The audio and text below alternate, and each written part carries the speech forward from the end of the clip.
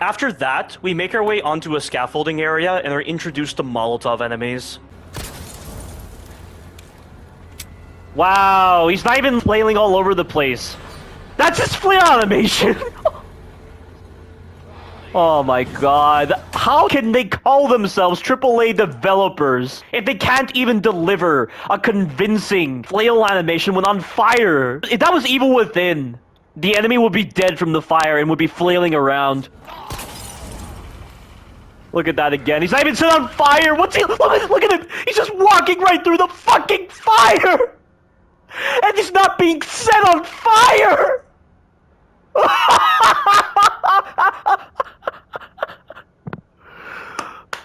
Let's give a round of applause to the animation department of this AAA development team that used to be revered. He's in the fire and he's not even being set on fire. Look at that. They thought this game was status gold, like ready to be released to the public. That is really cheap. Putting a spawn right there. You have no time to react to that. Look at him. Why doesn't it just put him into the kill animation instantly? He has to stand in the fire a bit before he actually dies? I mean, why does it have to be so gamey and lacking any logic?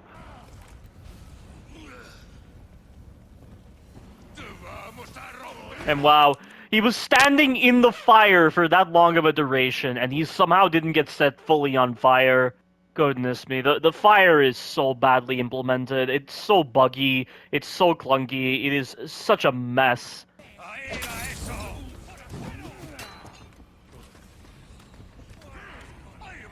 Look at him just standing in the fire, not being set on fire.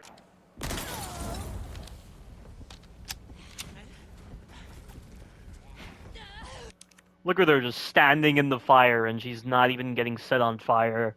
That hit detection is so bad, and it shouldn't even be designed like that. As soon as you shoot that Molotov in their hand, they should be set on fire, and they should be flailing around. But no, it has to be this clunky with its detection, and work off some kind of timer-based system where it's all dependent upon how long the enemy's in the fire. That is so dumb.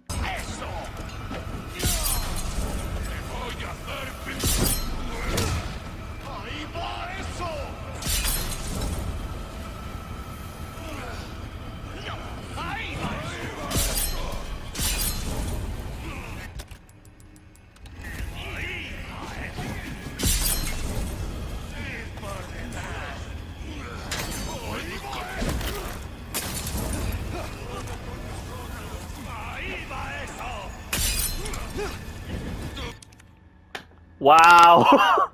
This whole deflect system with the Molotov is pathetic. You can't aim the Molotov properly when you're deflecting. Leon just aims the Molotov in whatever direction he so chooses. He doesn't redirect it back at the enemy. And this time, when I deflected that Molotov, he dropped it right at his legs. So he set himself on fire.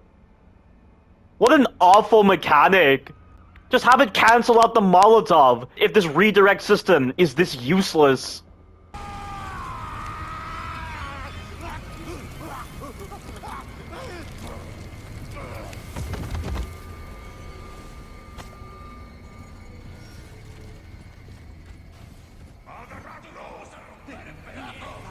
He spawns behind you. Gotta love these weird arbitrary spawn moments. That guy was not there, and as soon as I get near the ladder, he spawns behind me. These enemies are a clear representation of the downgrade in quality this pre-alpha's mechanics are. Running past these enemies, we get to the quarry area, where Leon once again displays how dense he is in this Remilk. When he examines this giant hammer or pickaxe or whatever this thing is, he says, "Good luck finding someone big enough to use this thing." Which is such an odd thing to say. I could understand him saying something like, why would they make something like this? Or who did they build this for? Not this kind of line. Why does he not stop to question why they made this thing in the first place? Once again, his bizarre cavalier attitude shows itself here. And the thing is, there is no reason for this giant tool to exist, as the El Gigante doesn't use it in his boss fight. So what was the point in introducing it? But we enter this area that will be the boss arena for the El Gigante, and we have two Colmillos. Colmillos are a subpar enemy. The shotgun's good against them, they flinch from the pistol kinda well, and you can kill them pretty quickly with the knife by stabbing them when they're stunned. Stabbing them instead of doing the knife execution saves a significant amount of knife durability. I don't know why the difference in knife durability loss is so vast. It's almost like the pre-alpha punishes you for going for the knife execution. And what's really dumb about the knife execution on the Colmillos is that you don't get iframes, even though it looks pretty similar to the general ground execution animation that you can do against the Ganados. That animation gives you iframes, but not this animation. Why this inconsistency? Colmillos also have horrendous hitboxes. They can grab you before they even touch you, and they have phantom range extended to the left and right whenever they do the grab, so even when it looks like they'll miss, you'll still get grabbed. This is not an issue in Resident Evil 4 OG. The audio under footsteps is almost non-existent as well, which complements their broken hitboxes and terrible pathfinding in sequences like the maze encounter, where the Colmillos spawn weirdly into the map. And then there's the mutation. The mutation that these Colmillos can trigger is bonkers. Even though this mutation is just the Plaga emerging from their backs, that's all it takes to give unjustified properties to the Colmillos. They not only regain all their health when they mutate, but the health increase provided by the mutation is absurd, to the point where they can take 2 knife executions, or so many shotgun shells, and somehow be alive, which disincentivizes you from partaking in the knife execution most of the time. They also no longer flinch from the pistol unless you shoot them out of the air when they attack, or when they decide to flinch out of the blue. The knockdown provided by the shotgun is also inconsistent, requiring at least 2 shots to knock them over unless you shoot them out of the air. They also get a change to their movement style, where they can jump a short distance in either direction to toy with you when you try to shoot them, and when they're in this state, they're able to do a very fast long-range attack that either hits you or grabs you. This attack only serves to complement the general squirrely combat already moderated by the poor designs already apparent with them. Dealing with mutated Colmillos requires you to kill them before they transform. You can also run away from them to force them to sprint after you, instead of having them favor the movement style that toys with you, so that they'll do the jump attack that allows you to shoot them out of the air consistently, and finish them off when they're on the ground. These Colmillos can be just as terrible as the dogs in Resident Evil 1 Remilk, which are the worst dog enemy types ever because of their poor design, but that's for another retrospective. Moving on, we now need to get fuel for the boat. By the way, in Chapter 3, the flash grenade recipe is unlocked in the Merchant. It's important you get it because the balancing in the later combat encounters can be so bad that it's best to spam flash grenades. Flash grenades only require a large resource and 5 gunpowder to craft, which is quite insane given how much the pre-alpha spawns a lot of large resources. I think this shows just how much flash grenades moderate the fundamental flow of gameplay, and how certain sections feel designed with the Merchant in mind, to the point where you have to wonder why he's an optional feature. Of course, Separate Ways Remilk better highlights how forceful the Merchant can be in influencing the fundamental flow of gameplay. And speaking of the Merchant, can I just say how odd it is that they try to make him seem like he exists in this universe? In Resident Evil 4 OG, there are only 3 cutscenes involving him. One of them was optional and the others weren't, but Leon remained silent during these cutscenes. Now, I know that Leon can find the Merchant at that part of the lake in Chapter 2-1 if he decides to use the boat, and he can comment on the Merchant's collection, but given that you have to go so far off the main path, it doesn't make sense logically for Leon to do this, so I consider it a meta-game moment. And again, he doesn't say anything, it's just text on the screen. In Resident Evil 4 Remilk, Leon acknowledges his presence and even comments on his weaponry by saying there's enough to start a party. Then, in Separate Ways Remilk, Ada literally has a conversation with him. Just like with the Duke in the canon timeline, why does new Capcom try to make the Merchant, who is practically a gameplay mechanic given human form with some of the most absurd capabilities ever, seem diegetic to the universe of Resident Evil? I don't get it. Also, this area introduces the shooting range, which I've only gone to once in my entire playtime of Resident Evil 4 Remilk for the purposes of this retrospective, because it is so boring and repetitive. And also, as Carcinogen SDA pointed out in part 1 of his walkthrough, the shooting range highlights the problems with the reticle and general shooting mechanics, and how your accuracy can at times feel luck dependent, like when you're trying to shoot the skull emblems and you miss, even when your crosshair is directly over the emblem. But scoring in the shooting range and also fulfilling certain objectives allows you to gain access to tokens that, when combined in a certain set of 3, allows you to gain access to charms, which provide certain passive benefits when they're attached to the attaché case. The charms feel very jarring in the context of a survival horror title, almost on par with XP boosts or loot boxes in RPG titles. It makes Resident Evil 4 Remilk feel like a mobile title rather than a single player focused title. It feels like instead of making very creative set pieces and combat encounters that that are actually balanced and demonstrate the supposed creativity of Resident Evil 4 Remilk with a bit more elegance and thought. They instead strip the sections bare and just use the charm system to amend certain fundamental designs to give the illusion of creativity. It just contributes to half-assed mentalities. It's not like having these charms drastically changes the gameplay experience. With or without these charms, the sections remain the same. How can they favor this idea when trying to justify the replayability of this title? I only continue to replay this title because it's the most recent Resident Evil title, so therefore, more time is devoted to that kind of title. Also, I find more reason to continue making content for it, covering its shortcomings, and also because I'm trying to salvage something from this mess of a Resident Evil title. It's the titles that disappoint you within your favorite series, that tend to draw the most attention, whether you realize it or not. Also, given that gaming isn't exactly swimming with interesting content at this time, Resident Evil 4 Remilk is the closest I can get to my preferred style of content. Finally, a vast majority of my audience prefers my Resident Evil 4 Remilk content. It's not because of any supposed replay value that I continue to do content for this pre-alpha. And if the charm system is new Capcom's idea of replayability, that is feeble. But that's all I have to say so far about the merchant, the charm system, and the shooting range. More discussion on the merchant may be covered in the later chapters. We now need to get fuel for the boat in order to make our way across the lake. This requires going through a lot of ganados patrolling in this fish farm area. This sequence is time consuming doing it stealthily, so just rush your way through it and knock back any enemies with the shotgun. This sequence is another example of where, despite going into combat, certain enemies aren't aware of you and are still going on their regular patrol routes, which can help in this part. After grabbing the fuel, you'll want to take the time to deal with any enemies rushing you, get up the ladder, deal with the crossbow ganado, then wait. Since you grab the fuel, more enemies spawn at the side of the map where you drop down from, but they aren't aware of you. There's a brute, some torch ganados, and a female ganado with a crossbow. You can wait for them to move while you're busy fending off the ganados that are aware of your presence. As soon as they've moved away enough, you can get past. You can also use at least one flash grenade to stun them and get past them if you want to get out faster, which ends this boring sequence. We now get our first boss, if you want to call it that, which is Delago. In Resident Evil 4 OG, Delago could be killed in about 15 harpoons, and there were some moments where you could be clever with your timing and aiming to end the fight faster. And while the controls for the boat weren't the best, and there were moments where Delago hit you in ways that were unavoidable, I still find Delago to be a short but sweet change to the gameplay of Resident Evil 4 OG in my opinion. In Resident Evil 4 Remilk, Delago is tiresome. He has quite a lot of life, and every time he submerges after trying to hit you when you're forced to sit still, he regains HP. Why? If he's going to regain HP in an unjustified manner, the developers might as well have just increased his initial HP. Why would the developers opt for regenerating his life? It really comes across like the developers are trolling.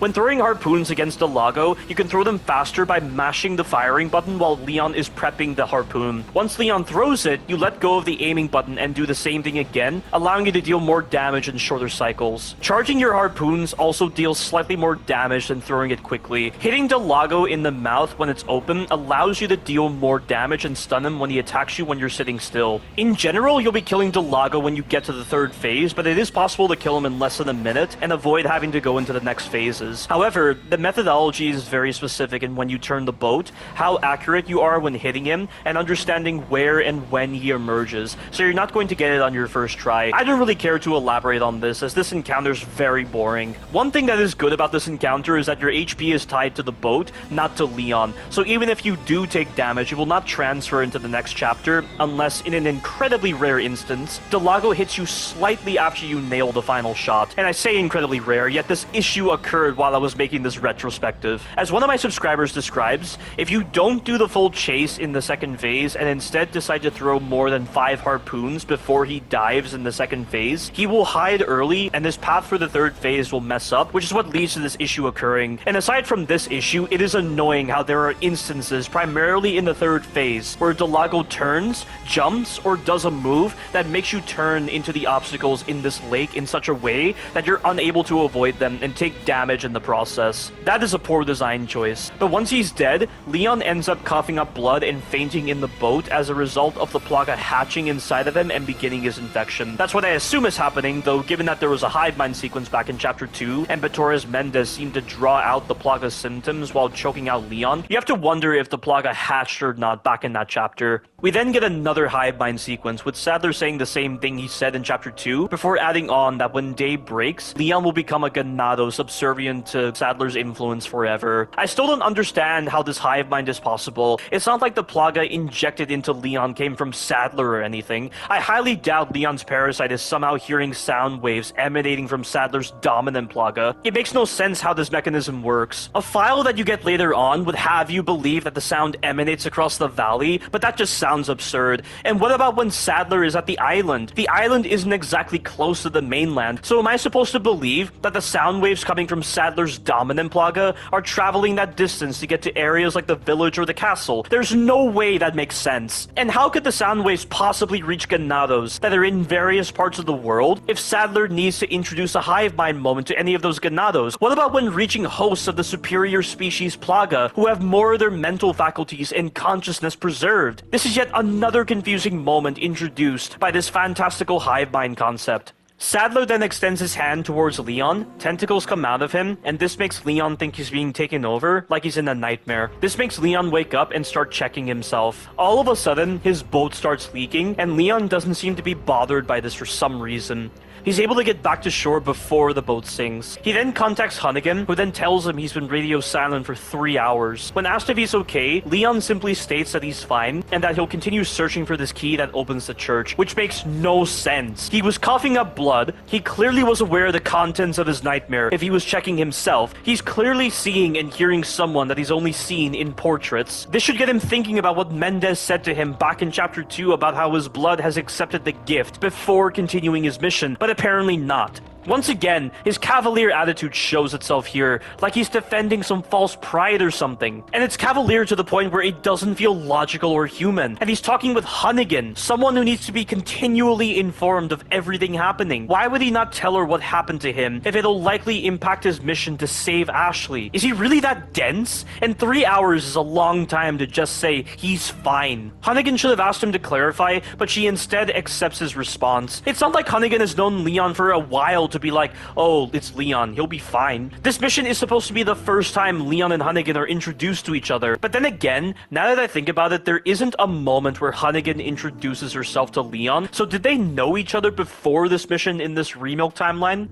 I have no idea. But overall, this change to the conversation makes no sense. Let's look at how it's handled in Resident Evil 4 OG. After Leon kills Delago, he's able to get to the other side of the lake before his infection starts to flare up. He coughs up blood, has blurred vision, has convulsions and spasms, and eventually collapses upon entering a nearby cottage. While he's unconscious, he has a nightmare about being overtaken by the plaga and having his blood vessels enlarge all over his body. Now, while it is odd that he's having a nightmare about the parasite and its symptoms when he shouldn't be aware of it, I'm not going to criticize it because when he wakes up, he forgets the contents of his nightmare, which is a common phenomenon attributed to various factors when waking up from sleep.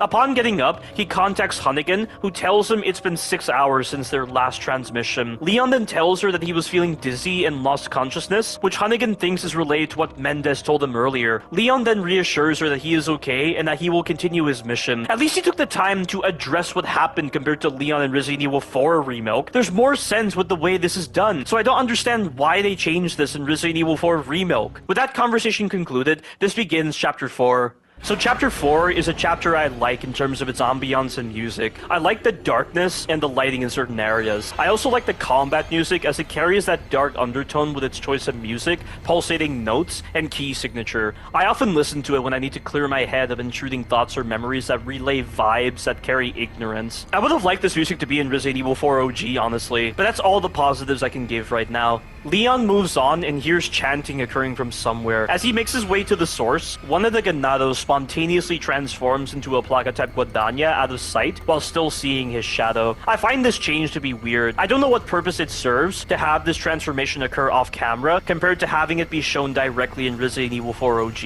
It just feels kinda jarring. The regular plaga-type guadaña generally take 3 to 5 shots from the pistol to be stunned, and the shotgun flinches them in one shot consistently, so long as they're in a normal state and not in a stun animation. If you're playing this pre-alpha right, you'll generally not be dealing with them much. This still doesn't excuse how gamey the stuns are with them. For a fleshy enemy, it makes no sense for them to not flinch from one shot with the pistol. At least Resident Evil 5 justified the Cephalos not flinching from pistol shots, given their sturdier flesh. This makes no sense at all in this Remilk. They can also be put into a flinch animation that allows you to use a melee attack against them, but only when close to death. And of course, Flash grenades can kill them instantly. Plaga-type Guadagnas also have a horizontal whip attack that can be crouched under when close to them, and a vertical slam that they generally do when you're close to them. Parrying their attacks does work, but there is a bug when parrying this enemy where you'll still take damage even when you nail the parry. I'm not entirely sure why this happens, but it definitely prevents you from trusting the mechanic. As such, you're better off damage racing them and not giving them the chance to engage with you. They also have this tendency of sprinting into you, and this can actually stun you, which is stupid. Yet another example of how much Leon is a pushover in this pre-alpha. And much like the Plaga-type Guadagnas in Resident Evil 4 OG, their ambient animation of swaying their tentacles around can randomly affect you when you're close to them. In Resident Evil 4 OG, the Plagas could damage you by doing this, but in the Remilk, all it does is stun you, not damage you. But you want to get past these enemies by pressing the confirm button when the little vignette showing the Plaga-type Guadagna coming around the corner begins to play. This will then allow you to control Leon earlier while it's still doing the animation, allowing you to get past both of the enemies here. We now need to go to 2 locations that contain statue heads that unlock the round insignia. Alongside this, there are some optional areas that contain loot and lore. To get to these areas, we are given another boat to use, which I do like the idea of in terms of reimagining the boat mechanic from Resident Evil 4 OG.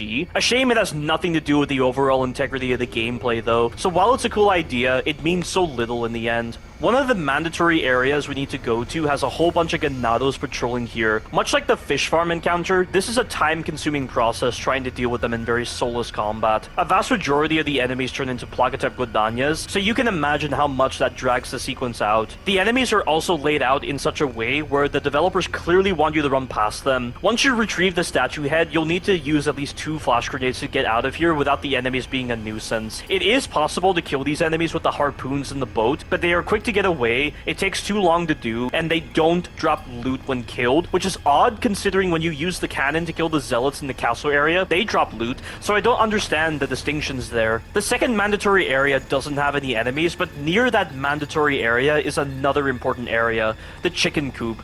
In this chicken coop, there is a golden egg. This pre-alpha has a hidden mechanic where if you use 2 golden eggs on Salazar, you can kill him in under 10 seconds. While this may seem like an idea worth praising, it's not, and I'll explain later when we get to Salazar's boss fight. With all the mandatory areas done, you just have the optional areas. There is an optional area in the middle of the lake which gives you some treasure and the Red 9 pistol. The Red 9 deals slightly more damage than your Silver Ghost pistol and is less accurate. It's a pretty worthless pistol, honestly. You're far better off just selling it. And it's funny how they chose to put this weapon within the world and not make it a merchant exclusive weapon, yet they didn't do the same with a weapon like the sniper rifle. Why would they just give another pistol here? That doesn't make sense. They should be placing weapons of each category within the actual world and putting in other weapons of the same categories in the merchant. That makes more sense than what they've done here. The next optional area is the area where Luis was held. If you go back into the house where Luis was held, you'll find an old man's journal. The old man happens to be Luis's grandfather. I don't know why this file is in this particular spot, but regardless, this is a very confusing file with the way it's written. Expect quite the analysis of the lore inconsistencies this file seems to showcase. From the perspective of someone reading this file for the first time, this file was written when Luis was 3 years old and his mother died when he was born. Luis is 28 years old in this pre-alpha, meaning he was born in 1976, so this file seems to be written in 1979. Luis's grandfather described him as being precocious, a very curious, smart, and observant child with a thirst for knowledge who follows his grandfather around whenever he goes hunting, not unlike the original version of Luis. In fact, in the original version, all the times he went hunting with his grandfather allowed him to understand the terrain and find secret passages, as acknowledged by Torres Mendez. This is not mentioned in the remake, but I guess it's meant to be implied. Luis's grandfather then mentions that if Luis wasn't stuck in this village, he could have been a scholar. Then, on the next page, he mentions that he was a careless fool. He thought he had shot through this wolf's head, yet it lunged at him. He was able to make it back to the cabin, but his wound is swollen and discolored, and he's worried about Luis. This seems to imply that he encountered a colmillo, because why else would he say, I thought I shot it in the head? But this would then imply that the Illuminados were around during this time, as the colmillos were created created by them. He then mentions that his body was moving on its own and that he can hear voices inside his head and thinks he's going mad, which shows that apparently in this Remilk, he was infected by the Plaga if you note the word choices. The idea of dying and leaving a 3-year-old Luis behind scares him, and he prays to God one last time, ending this file.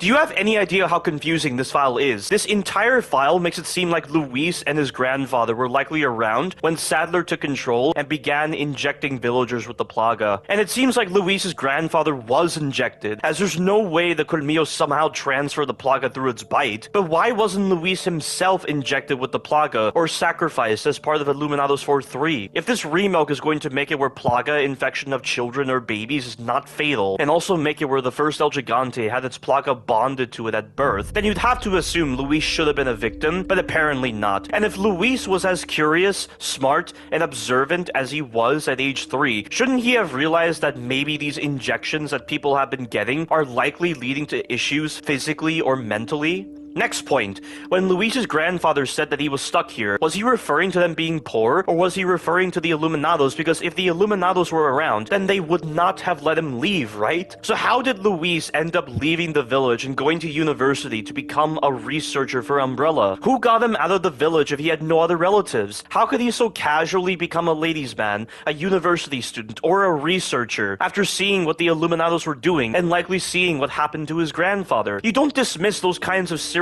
and potentially traumatic events. Next point, why did Luis go back to the village and join the Illuminados if they were doing the kinds of devious acts that they were doing that led to the deaths of his grandfather? And what sort of feeling of responsibility is he maintaining when he's talking about making amends or feeling good about himself? All this confusion because of how badly written this file is. I've asked 2 members of the Resident Evil podcast team for their interpretation of this journal and Luis's backstory, and they're just as confused as me. One member mentioned that the old man's journal doesn't really make sense based on when the seal that originally held the Plagas was opened and experiments began. He points out that the journal simply refers to the wolf as a wolf, even though the phrase "I could have sworn I shot clean through the wolf's head" is used, which makes it seem like this was a Colmillo. It was probably not a Colmillo, because if it was, this would be an issue on New Capcom's part. Otherwise, this was probably a regular wolf infected by rabies or a naturally occurring Colmillo that found the Plaga in the wild. Neither of these explanations are a great fit, but neither can the idea that Plaga experiments were going on back then. The second member of the Resident Evil podcast team raised the question of what exactly Luis's grandfather was afflicted with. Going off the descriptions in this file and on other files, the symptoms do seem to match that of the Plaga or the black liquid that is shown in chapter 7, which I'll talk about when it shows up. He then mentions that the photograph you find in this house, which is in fact Luis's house, based on Village Records Volume 1, is also in the attic of Mendez's manor. That same photo is dated in 1981, so even though the old man's journal seems to be written in 1979, it's not for the full journal. The later pages transition into different years without telling the player, so the part where Luis's grandfather states that he was a careless fool is not taking place in the same year as the previous page. If this is the case, New Capcom are idiots for failing to recognize that they didn't log the date for each of the pages in this journal. But continuing on, he then mentions the main problem here is that the photo is dated 1981, 12 years before the Illuminados infected the village area, and 3 years before Salazar was born. This means that we can definitely say that the Plaga seal is still intact, and that all the parasites are still beneath the castle at this particular point in 1981. Salazar's illness is how the Illuminados bartered their way into the castle, which didn't take place until the early 1990s. Salazar's illness is probably an indication that something could have infected the entire region that was not related to the Plaga. Therefore, he believes that Luis's grandfather being injured by a wolf had nothing to do with the Plaga, and maybe the wounds getting infected is what led to his hallucinations, even if coincidentally, it mirrored the typical Plaga infection and the same word choices people use to describe the voices. And referencing Village Records Volume 1, which you find in Mendez's manor, it mentions that when Luis's grandfather died, their cabin had to be burned down. Luis had looked on without saying a word. Following this, Luis then fled the village the next day because he was upset and frightened. It had nothing to do with the cult, and it was only after he left that the other villagers got infected by the plagas, so Luis wasn't aware of their existence. The Illuminados probably had nothing to do with his grandfather's death, since by the time Luis left the village sometime during or after 1981, he had been gone for about 12 years before they infected the village. He also voiced that on the other hand, if the wolf that attacked Luis's grandfather was indeed a Colmillo, then it would beg the question of why the cult would need to approach Salazar and undo the seal if the plagas were already around in the wild. And this Resident Evil podcast team member doesn't buy the idea that there were a few random wild plagas running around out there, because the plagas had been sealed for centuries and were all mummified and active only via their spores at this point. So pretty much, both members came to the same conclusion that this seems to be an oversight from New Capcom, but one that could be hand-waved away to maintain other established states. I also pointed out to the second member that there may be some credence to what he's saying, as if you compare the old man's journal with the foreman's log you get in chapter 11, you'll notice that the foreman had his speech and grammar failing as his plaga infection was flaring up. He also started hearing a voice as well. Luis's grandfather's speech didn't slur or anything when he was hearing a voice, so that may support what the second member was saying about Luis's grandfather's infection not being related to the plaga. Of course, that does beg the question of how Leon's speech wasn't affected when he was nearing the cusp of his plaga infection after nearly 24 hours. In fact, I pointed out that the foreman took at least a week before his psychological symptoms flared up, yet Leon was already seeing hallucinations within the same day. The second member pointed out that because the foreman was infected by the plaga spores compared to Leon being injected with the plaga egg, the infection times were different. Being infected by the spores means that the plaga takes even longer to form and mature compared to being infected by the egg, which makes sense in that regard. But having analyzed this greatly, the same conclusion still stands. New Capcom were completely clueless when designing the lore for this Remilk. The lack of information and the oversights on their part are so blatantly noticeable. How do you mess up such a story constructed over years of development? It's really feeling like the story was haphazardly constructed over only a few hours. Let me remind you that the story of Resident Evil 4 OG was constructed over 3 weeks, as pointed out by Shinji Mikami, yet it feels better designed and more cohesive than whatever the hell they've done with the story, writing, and screenplay of Resident Evil 4 Remilk. I can't believe there are people who think the story is somehow improved in Resident Evil 4 Remilk.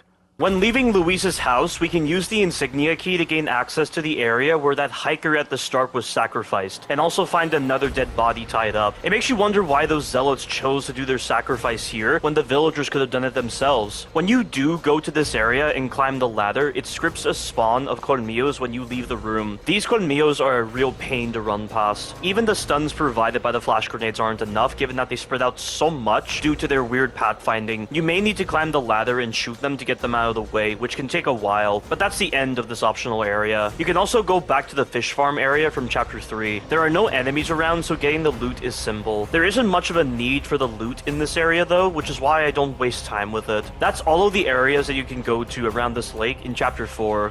Leon retrieves the round insignia and gives Hunnigan an update. With how little Leon has tried to update Hunnigan, I'm surprised he would do it here.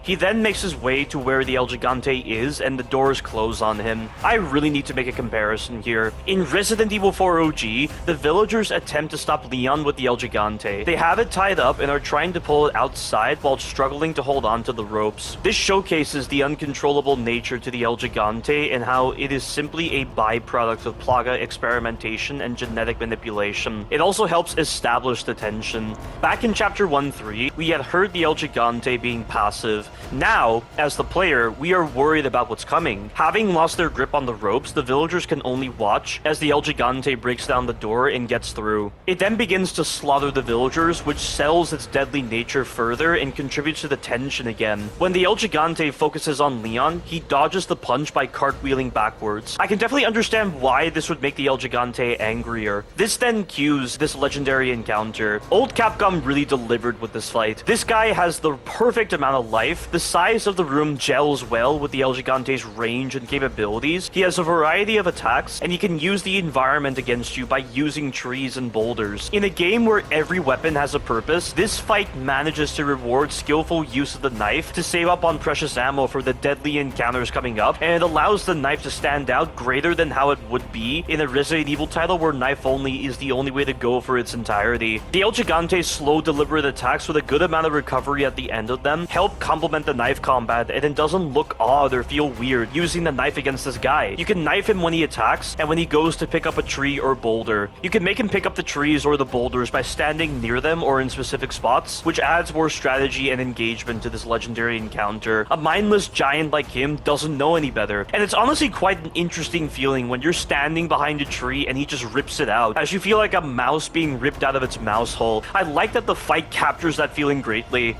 Once he does a certain amount of attacks or enough time has passed, the dog comes in to help you. The dog can distract him for a bit, allowing you to knife him. And like I said before, you do not clip on the dog. Once enough damage has been dealt to the El Gigante, his large parasite will be exposed, allowing you to do a QTE knife slash against him that allows you to do high damage if you're mashing the button fast enough. If you end up slashing at the max speed, it'll only take one more knife QTE sequence to finish it off, instead of 2 more QTE sequences. Now, I will say, the speed at which you need to mash this button to get the highest possible damage is way too fast, to the point where you have to use both of your index fingers to hit the button fast enough. That's definitely problematic, but I don't think it detracts from this specific fight. The fact that they're able to make an interesting animation have a lot of value and feel meaningful due to its high damage is common sense. I earned that animation. Let me have good damage. This entire fight has a push and pull motion to it that makes it feel elegant with the way it flows and with the way it rewards skillful use of the knife. The hitboxes on the El Gigante's attacks are also better than how they are in Resident Evil 4 Remilk. You're not relying upon looping one specific attack to bypass poor designs, because this boss has sense with the way its attacks and room are designed. They managed to make the fight feel iconic and legendary for all the right reasons. A clear demonstration of respect from the developers. A shame the same can't be said about Resident Evil 4 Remilk's El Gigante.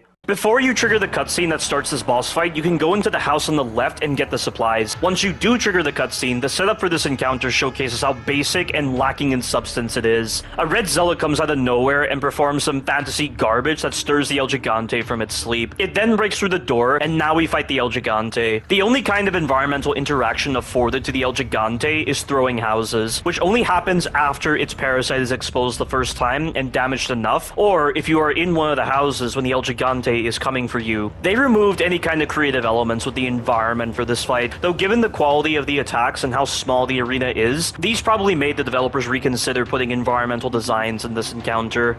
So the El Gigante works differently in Resident Evil 4 Remilk. He has 2 different attack protocols in place. There's the passive state where his parasite isn't exposed, where he does slow, close range, and long range attacks primarily. And then there's the aggressive state where his parasite is exposed, granting him access to faster and more annoying attacks. You generally don't encounter the passive state much, given that it only takes 4 shotgun shells to put him into the aggressive state. For the passive state frontal attacks, the side of his body that he uses for his close range attacks depends on whichever foot is forward. You have the standard kick, the standard stomp, and a ground slam with one of his arms that he sometimes follows up on with a swipe attack. Getting past these moves can be a nuisance because of Leon's heavy animations when he's trying to run backwards. Baiting out these moves requires you to stand pretty close to this guy's legs, so I'm pretty sure you can understand why this makes Leon's sluggish movement more annoying. For the passive long range attacks where he walks forward then does an attack, you just have to pay attention to whichever arm is leaned further back whenever the El Gigante is in the startup frames of these attacks, then run around them accordingly. There's also this other long range attack where he does a swipe attack. That move has phantom range, so he can hit you without touching you. I have found that you can crouch under this attack when he does it, but I don't know if this bypasses the phantom range. Whenever you're at the El Gigante's side, he generally prefers to do a swipe attack as a substitute to a turning animation. That's all the attacks in the passive state, but like I said, you'll generally not be dealing with these attacks given that his slow walking animation gives you time to pump 4 shotgun shells into him in order to cue the aggressive phase. For the aggressive close range frontal attacks, he can do the same passive kick but faster. You won't encounter this move much. He can also do a slam that requires you to either run between his legs then move in relation to him to avoid his follow-up attack, or just run away from the slam. This move also has phantom range slightly in front and to the sides. He can also do a punch with his left arm that requires you to run towards him and crouch. And finally, his most bullcrap attack, his grab that he does with his right arm. If he decides to walk towards you and does that move out of the blue, it is completely random if he catches you or not, even if you try to get between his legs and crouch. He pushes you around in such a way that you can end up clipping on his legs and being caught. He might as well not do his other moves. He can just do this move and get a cheap advantage over you every time. You can't even run away from that move. Leon isn't fast enough to outrun the El Gigante when it's walking, so it can literally walk towards you as you're running away and grab you with that move. Let's see how balanced this so-called fight is when he does nothing but that move. For his aggressive close range attacks when you're behind him. He can do a grab, a stomp, or a backhand, which are dependent upon the side of his back you're standing near. For the aggressive long range attacks, he is able to do the same running attack from Resident Evil 4 OG that requires you to run to the side. He has a jump attack that requires you to do a QTE. He has a faster version of the passive walking single arm slam where you have to run to the right or between his legs. He has a walking repeated grab move that requires you to keep your distance or run under his legs at the right moment after his second or third grab. The second grab in this combo seems to have a bit more range than the first grab, so you have to bear that in mind. There can be times where it looks like you're past this move, but he can grab you without touching you, and it just seems odd that this would be the intended methodology for getting past this repeated grab move. He then has this very sudden 3-hit slam combo that requires you to back away from the first slam or move to the side, then run around the other slams. His final long-range attack is a very bullcrap 5-hit combo that he does as a substitute to a close-range attack. The only time you'll ever be able to get past this move is if you happen to get between his legs when he starts the attack. Otherwise, you're forced to run backwards. This attack is prolonged just enough that he can take advantage of the tiny arena to push you into walls. The problem with the aggressive phase is that he doesn't make it clear if he's favoring a long-range attack or a close-range attack. You can get those moments where even at max distance, he can favor the close-range attack. When he chooses to do certain attacks is also unclear, so as he's coming towards you, you move towards him, thinking he's going to do one move, and then he does another move that doesn't make sense in the moment. And Leon's sluggish movement prevents you from getting away from many of the attacks. And while I have been able to avoid his moves normally, this still doesn't excuse the bad hitboxes, the ambiguity on when he chooses to do either a close range or long range attack, certain moves being worse than others, and the tiny arena. The RNG is just enough that it can often force you to loop his back attacks until eventually, in his aggressive phase, he collapses from exhaustion, allowing you to knife his weak spot or shoot it. It literally turns into Resident Evil 1 Remilk boss design, where you're having to loop one attack so much.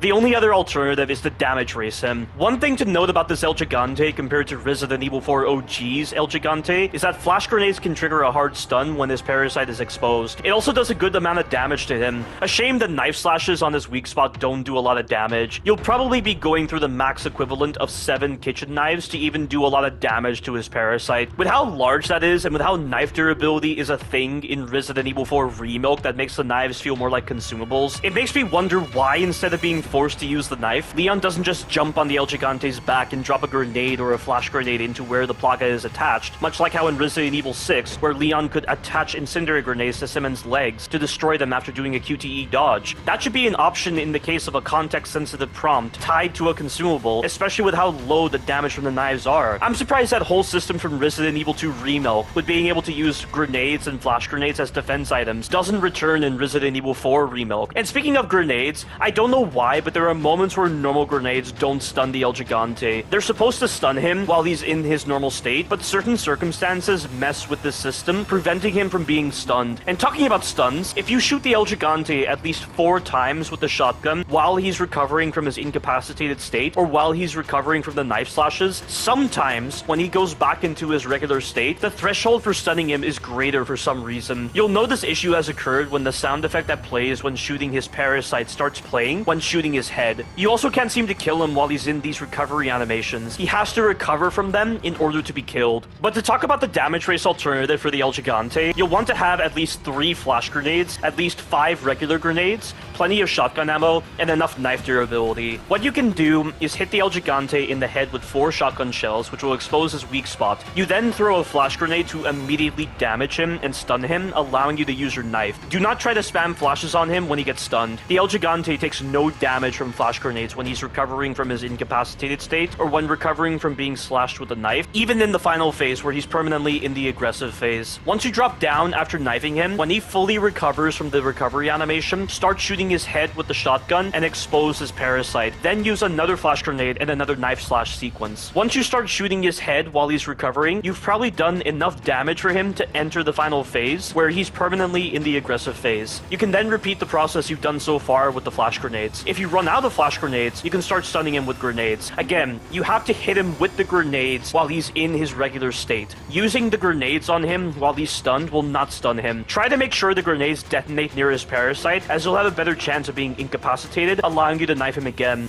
Keep the pressure on, and you can easily kill him. In the event that you have less than 3 flash grenades, for the earlier phase, you'll have to resort to looping his back stomp attack and waiting for him to collapse from exhaustion, which will allow you to knife his weak spot. Once he gets to the final phase, you can use your flash grenades, knife slashes, and grenades to kill him. If you want, you can try to avoid his attacks normally and wait for him to collapse from exhaustion, but there's no incentive to do so, and you're opening yourself up to poor designs. As much as I've gotten into the habit of trying to avoid his attacks normally, I know that there are problems with doing so. I'm sure you can tell that in general, it's best to have 4 flash grenades, plenty of shotgun shells, and enough knife durability at the start of this encounter, as this is the most consistent route to take with damage racing and stun locking him. It bypasses a lot of the poor designs with him, and you're not having to rely upon looping certain back attacks. Overall, this is a really bad encounter that feels like it's dependent on gaming the system and relying upon exploits to make it bearable. The methodologies I've described with stun locking him or looping his attacks are just as stupid as taking a fully upgraded sniper rifle and stun locking him as well. It really feels like this fight encourages the wrong sort of approach and playstyle with using your resources, thanks to how badly implemented the mentalities and designs are with this encounter. It can really feel mindless, even if it looks like I'm using my resources intelligently with damage racing him and stun locking him. This is a pretty insulting encounter for a reimagining of one of the coolest bosses in Resident Evil history. I honestly consider this encounter to be worse than Bella or Moreau from Resident Evil Village. Not just because of the poor designs, but because of how screwed up this reimagining is. No interesting pre-fight set piece, no reason for that giant pickaxe to exist in Chapter 3, no meaningful environmental attacks for the El Gigante, no thought with the arena, no thought with the attacks and hitboxes, the inconsistencies with certain designs, the lack of incentive to have the dog in this encounter, the lack of incentive to fight him normally, the poor programming, like, it's just a mess. It's impossible for me to fully recount just how terrible the initial playthroughs were with this guy. If you want to see these problems, check out my poor designs of Resident Evil 4 Remilk series, and also my blind playthroughs of Resident Evil 4 Remilk. The only thing I really like about the Remilk's El Gigante encounter is the music, and how it carries that sense of evil with it. When I hear this music, I end up thinking about Hunnigan and everyone alongside her, and how they have no idea what Leon is going through and how they're not seeing the evil firsthand. I end up thinking about our world's own evils hiding amidst the crippling societies we set up. I end up thinking about the evil hiding behind corporate facades. I end up thinking about the evils of BOWs from a similar kind of context to what Evelyn showed me about pure evil. I think about how much society goes out of its way to hide such evil through pure ignorance. I associate the images of evil provided by this song to other figures in my life, or with other villains like Evelyn from Resident Evil. I often use this song for clearing my head of intrusive thoughts or memories that carry with them a sense of ignorance. And alongside this music comes a sense of empowerment through your own knowledge and encounters with evil, while using your own beliefs and inner goodness to keep yourself stable in the face of such evil. It's a sense of empowerment that puts you above people like your siblings, parents, or other professional individuals. Like, this music gets me thinking.